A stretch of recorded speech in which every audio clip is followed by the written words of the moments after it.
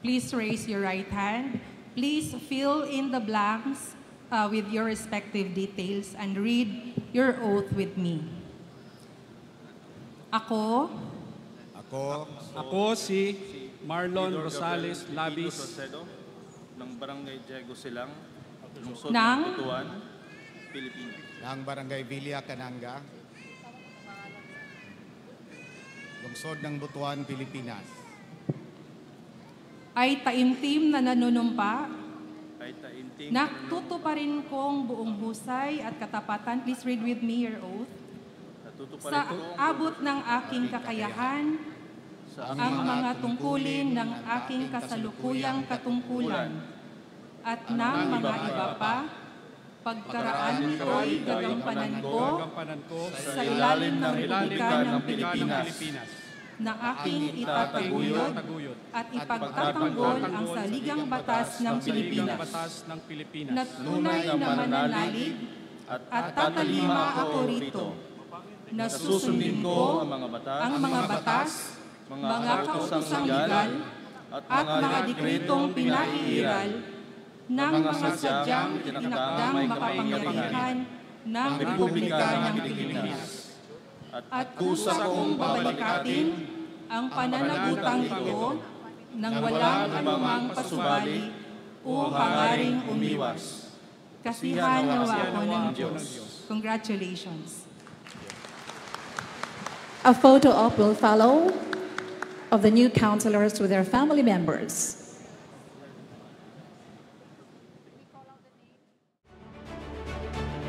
Please raise your right hand and please fill in the blanks with your respective details.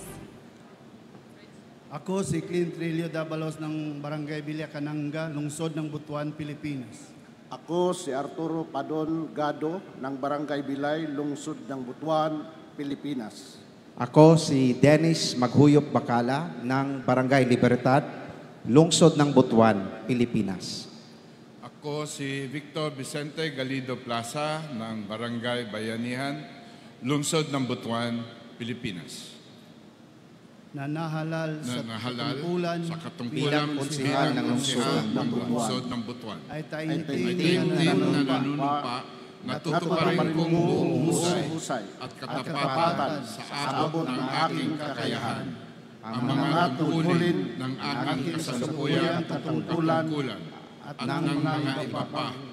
Pagkaraan nito'y gagampanan ko sa ilalim ng Republika ng Pilipinas na aking itataguyod at ipagtatanggol ang saligang batas ng Pilipinas na tunay na mananalig at tatalima ko nito.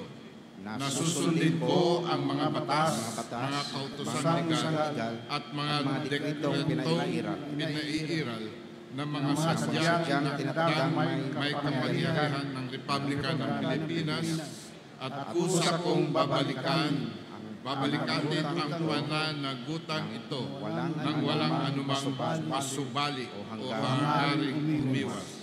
Kasinawaan ako ng Diyos. Congratulations. A photo op will follow of the second batch of councilors with their family members.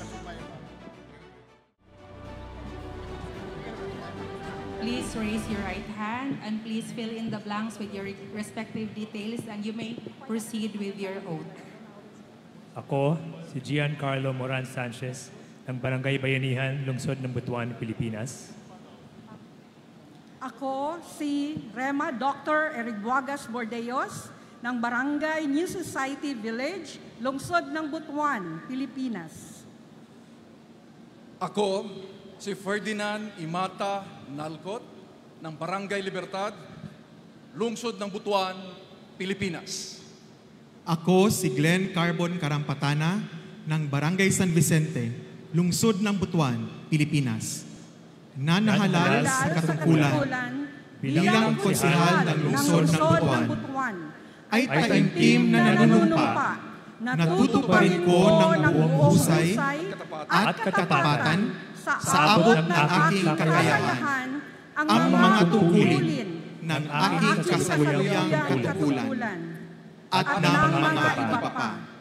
Pagkaraan nito'y gagampanan ko sa ilalim ng Republika ng Pilipinas na aking itataguyod at ipagtatanggol ang saligang batas ng Pilipinas na tunay na mananalig at tatalima ako rito na susundin ko ang mga batas, mga kautosang legal at mga dekretong pinaihiran ng mga sadyang itinakdang may kapangyarihan ng Republika ng Pilipinas.